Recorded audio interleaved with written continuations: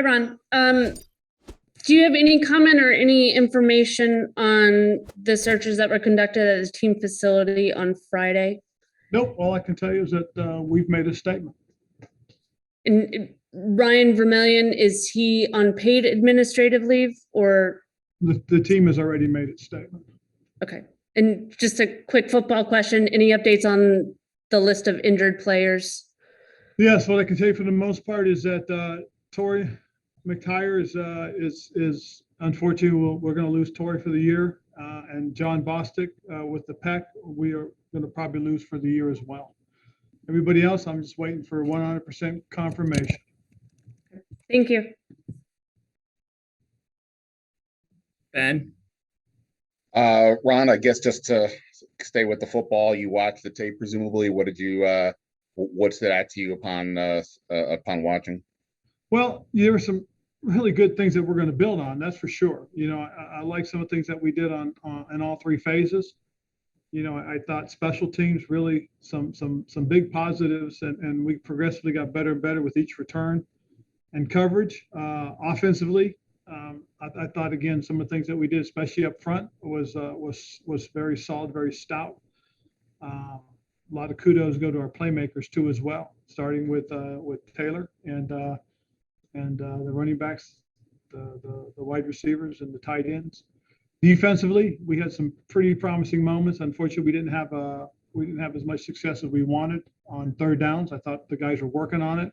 We came close to a couple of things, but we also got to be better on first and second down. I thought the guys played hard, especially down in the fourth quarter when we had to get a stop, and we got it. So a lot of pluses that we're going to come out of and get better with. And just to go back to the injury front, you mentioned a couple of guys, and I know you said you're trying to get some further details, but there's been a report Brandon Scherf has I think a sprained MCL out 2 to 3 weeks, and Logan Thomas week to week with a hamstring injury. Can you confirm that you anything there? I can't necessarily confirm it as much as I can say those sound viable from the initial reports I got, but until I get a chance to sit down and talk with the doctor to get a complete and full report, I won't know, and I should probably get that. We should be done in about 15 more minutes, and then I'll probably know. And so just to tack on with Ryan out, who is the internal inside the building, who is now leading the training staff? Well, right now we're gonna work it with the doctors, and we'll go from there. Okay, thank you. Ron, with Bostic out, what obviously I guess Jamin Davis will go in there. How has he looked and progressed, and do you feel he's ready for this kind of a role? Well, Jamin's going to get a little more opportunities, obviously, and we'll take a look at our other linebackers. But Khalid should get more of an opportunity as well to add on and play some, and David Mayo may get some more opportunities as well. We'll see how we figure those things out as we get and progress into this week and get a chance to sit down and talk about those as far as the staff is concerned. And I know you said the team has made a statement with Ryan, but he's somebody that you've known for a long time. For you to see this, what is it like for you to see this? Well, I'm not going to comment how I personally feel about what's going on. That's not, that'll go beyond what I need to say. Thank you. Ron, with Dustin missing a couple more kicks yesterday, just wondering what your position is on his security moving forward. Well, he's our kicker, and we'll leave it at that. As for deferring the kickoff, you've done it a couple times this year, and the defense hasn't gotten a stop. I know what you're trying to accomplish there, but any consideration about maybe handling those decisions differently in the coming games? No, not necessarily. I think the thing that we look at obviously is when you get into the second half. So and it's kind of worked out for us getting into the second half, and we'll see what happens going forward. Hey Ron, understand that you can't comment over what's been said, but you talked a lot about the last time you guys have faced something like this, like a bigger thing that judge us where we're going forward and basically that it was the last regime. So how do you handle it now that, that this is your culture, kind of the things going on? How do you plan to handle that? The organization made a statement, guys, and we're just going to stick with that for right now. Okay. Okay, sure. And then with the defense, it seems like there is a lot of understanding. Chase Young says before the game, focus on doing your job. There's a sideline huddle. It seems like kind of everyone gets, I don't know what the problem is or needing to do better. So what do you think the disconnect there is, having that they know that there's problems, but they just can't execute or don't? Well, really? I think one of the things that happens is, when you get under duress, you put yourself in a tough position. One of the things that people tend to do is revert to what they know best, or what they've been trained to do, or how they used to do it. And what we're trying to get them to understand is stick to what we do, stick to what we're teaching, and give yourselves a chance to be competitive. And that's what the message was today. Thank you. With Chase Young, he wasn't, you guys have the rotation, but he wasn't out there for a handful of key third down situations. I was just wondering how you balance giving guys those rests with, I would assume you want your best players on the field in those high leverage situations. Yeah, you do. And again, sometimes the rotation ends up that way. And if you can get them back out there, you try to get them out there. I gotta go one more on Ryan. Sorry, some players were talked to in the spring about this. I was just wondering, were there internal discussions about whether to allow him to continue working with the team going forward after you guys? Discussions, I have no idea what you're talking about as far as those things are concerned. All right, thank you. Hey, Ron, what development have you seen from Khalid Hudson from training camp to now? Well, I think, going through training camp, I thought Khalid had a good one. I really did. I thought he played well in the preseason. And it's just a matter of getting an opportunity. And this will be an opportunity to see exactly where he is. I think he's a guy that plays fast and physical, has good quickness, has played pretty much what we would consider the will position. Guy that will the Sam position, the guy that will walk out into space every now and then. Coming out of college. So I think this might be something that might be up his alley. What prevented him from seeing the field a little bit earlier this season, and what would you like to see from him going forward? Well, I think what we've been getting from Jamin in terms of his development and growth. I think the way that John Bostic has played and done some things for us, but also what Cole's done. I think Cole's really coming on and developing and growing. Thanks. JP? Rhiannon? Hey, Ron, I'm just curious, what have you seen from John Bates and Ricky Seals-Jones, if there's any absence from Logan Thomas over an extended period of time? And is there any thought that maybe Sammis Reyes might be brought up, or do you guys maybe bring somebody else in?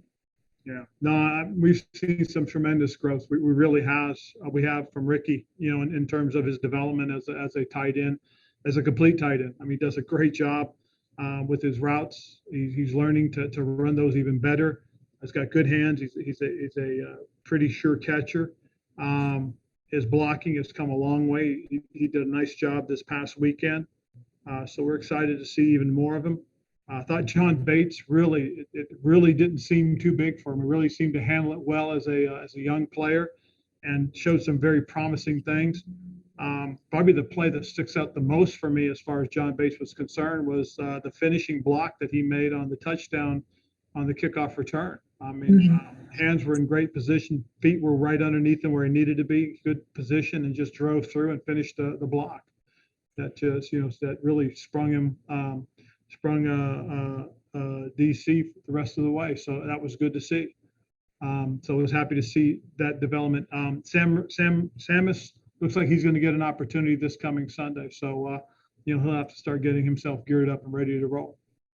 In terms of, and I know the John Bates block was huge, but where do you think he is in terms of helping you guys out maybe in the passing game? And for Sammis, I know with Curtis, you guys had a certain pitch count, ways you want to utilize him. What are the best ways you can utilize Sammis Reyes that you guys bring him up? Well, we'll have to see how he works this week. We really do. I think John just continue to keep learning and growing. One of the things that you're always reluctant to do is put young guys in right away. Especially at a position where you really only use one tight end at a time. But now, some things may be created, opportunities may be created, and we've got to be ready to take advantage of these guys. Thank you, Ron. So let's go JP, then we'll go to Russell. Hey, Ron, Bostic's out for the year, and I believe we're waiting on an injury update on Cole Holcomb as well. Will you guys consider looking at kind of veteran free agent linebackers, or how do you plan to address the position? Okay, the Cole Holcomb thing is news to me. Okay, I thought he came out yesterday. Sorry. No, yeah, well, yesterday from the game he was sore. I know that, but anything other than that, I'm that's news to me. We're going to look at our options and not just at that position, but several other positions. Ron, Thank you. oh, sorry.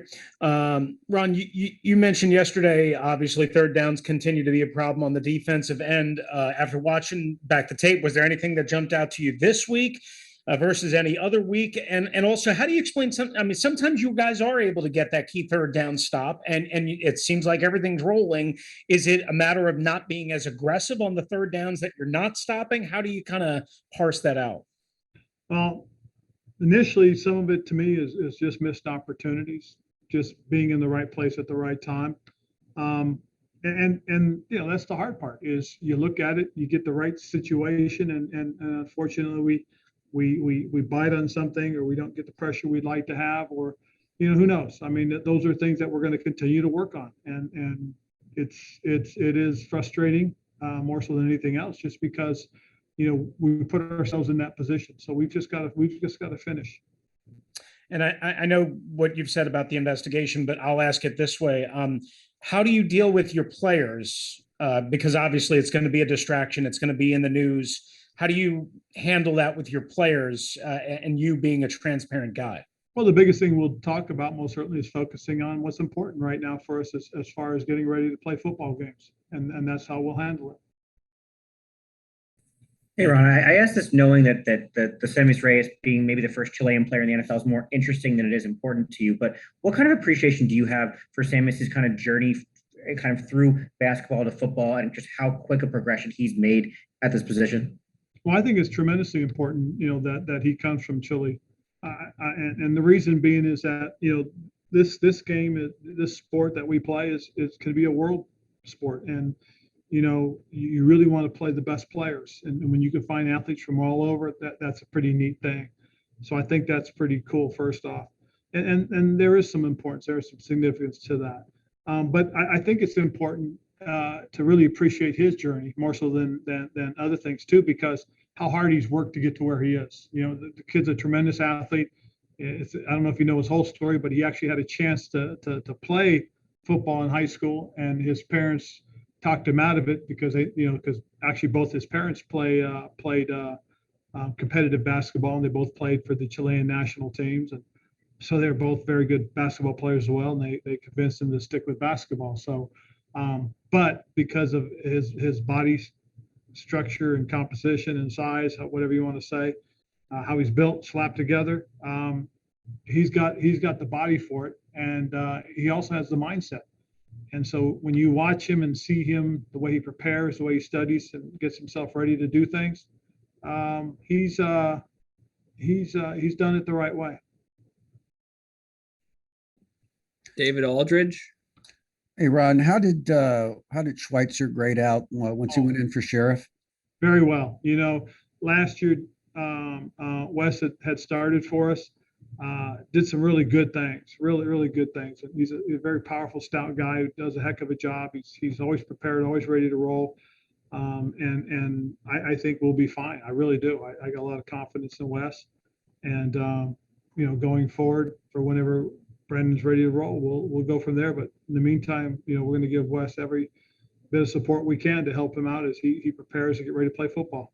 And if it's weeks for Brandon, would Sadiq be up at some point in the next couple? Oh yeah, weeks? Sadiq will be active this week. He'll get himself ready to play and help out in any capacity that we need him.